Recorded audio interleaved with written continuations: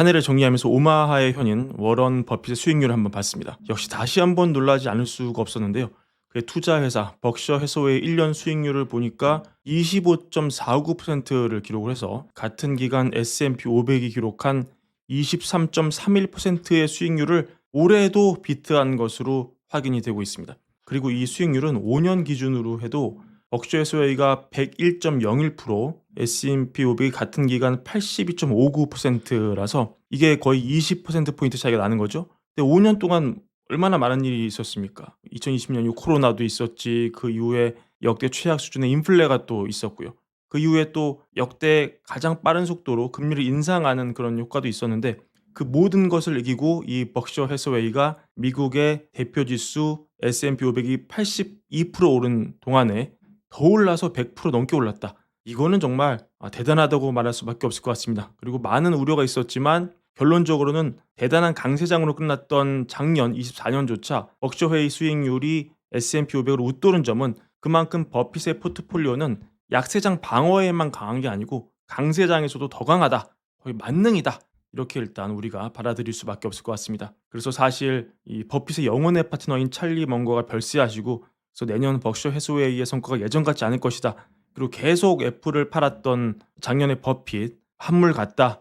여러 얘기가 나오고 있지만 지난 5년간 여튼 90이 넘은 버핏의 벅셔 해스웨이 수익률을 보면은 결국 내년도 벅셔웨이가 잘할 것이다 이렇게 얘기를 하는 게 사실은 좀 더 합리적인 예견이거든요. 그러면 지금 버핏이 갖고 있는 포트폴리오 아마도 25년을 준비하고 24년 바꿔놨던 그의 버핏의 포트폴리오를 보고 우리가 참고해 볼 필요가 있을 것 같아 가지고 오늘 이 내용을 보고 한번 다 같이 생각해 보는 시간을 가져보도록 하겠습니다. 자, 이게 9월 30일 기준 버핏의 벅셔 해서웨이 주식 포트폴리오인데 그 전에 먼저 생각해 볼 여지가 있죠. 이거는 벅셔 해서웨이의 주식 포트폴리오만 나온 거고 사실은 버핏은 지금 현금을 30% 깔아놓고 있고 70%를 주식에 투자하고 있는 겁니다. 현금 비중이 역대 가장 높은 30%를 찍고 있다는 점 먼저 알려드립니다. 근데 이 버핏이 이렇게 현금을 많이 쌓아두고 있는 거를 단순히 증시가 위험하다고 생각해서만은 아닐 겁니다. 진짜 너무 위험하다고 본다면 뭐 사실 이거보다 더 늘릴 수 있지 않겠어요? 근데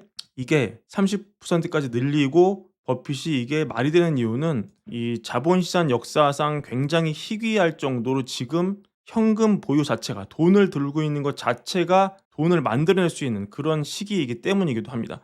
왜냐면 지금 버핏이 주로 들고 있는 단기채 지금은 3개월물이 많이 내려와서 4.333인데 사실 버핏은 이거 5% 넘을 때도 계속 이거 사고 있었거든요. 아마도 롤오버를 하고 있을 텐데 근데 지금 여러분 물가를 보시면은 PC 기준으로 봐도 2.4, 뭐 코어로도 2.7 이렇잖아요. 그러니까 현금을 단기물 형태로만 들고 있어도 그냥 물가 상승을 뛰어넘는 무위험 수익이 나는 거죠. 그렇기 때문에 버핏이 안심하고 이걸 들고 있는 겁니다. 그리고 결국 올해 크게 증시를 봤을 때 이 시총 상위 기업이냐 소위 빅테크를 위시한 기업이냐 아니면 그게 아닌 다른 기업의 상승이냐 그게 지금 판단이 엇갈린다고 봤을 때 올해 내내 애플을 버핏이 비중을 줄여가지고 여러분 지금 어떻습니까? 지금 버핏의 포트폴리오 중에 시총 톱10 기업의 비중은 애플 하나인데 이게 27%를 밑돈다. 4분의 1 정도다 이렇게 볼 수 있는데 왜냐면 이제 다른 기업은 톱10 안에 들어가는 기업이 없죠. 비중 3위인 뱅크 오브 아메리카는 사실 이거 이후에 더 줄였습니다. 또 옥시덴탈을 조금 더 사고 뭐 이후에 도미노 사고 베리사인 샀지만 사실 이 광범위한 버핏의 포트폴리오 안에서 변화는 미미합니다. 그러니까 버핏의 포트폴리오 시총 상위 종목 위주로 정리하자면 상위 톱10 기업 비중은 27% 정도로 묶어놨다. 4분의 1로 묶어놨다 이렇게 볼 수 있지만 반대로 지금 S&P 500에서 지금 톱10이 차지하는 비중은 역대 최고 수준 올라가서 여러분 어떻습니까? 지금 39% 정도 찍고 있다. 거의 지금 과거 대공황 때만큼 많이 올라갔다 이런 상황입니다. 결론은 뭐냐? 올해 증시를 우리가 볼 때 만약에 나는 버핏의 해안이 올해도 살아있다고 본다. 올해도 여전히 벅셔 해서웨이가 S&P 500 지수를 이기고 추가 수익을 내줄 거라고 본다. 지난 5년도 그랬고 작년에도 그랬다. 이렇게 본다면 지금 포트폴리오를 톱10 기업 위주로 투자하는 S&P 500 자체가 조금 불안해 보일 수 있다. 버핏의 관점을 우리가 빌리자면 너무 쏠림 현상이 크기 때문에 비중이 40% 달하기 때문에 올해 비중을 조금 개별주 위주로 돌려놔야 된다. 더 나아가서 지금 버핏이 30%의 현금 비중으로 무위험 수익을 올리는 거 봤을 때 너무 주식에만 몰빵하지 말고 채권 쪽 픽스드 인컴 섞어서 단기채에도 우리가 좀 관심 가질 필요가 있다 이렇게 보여줄 수 있고요.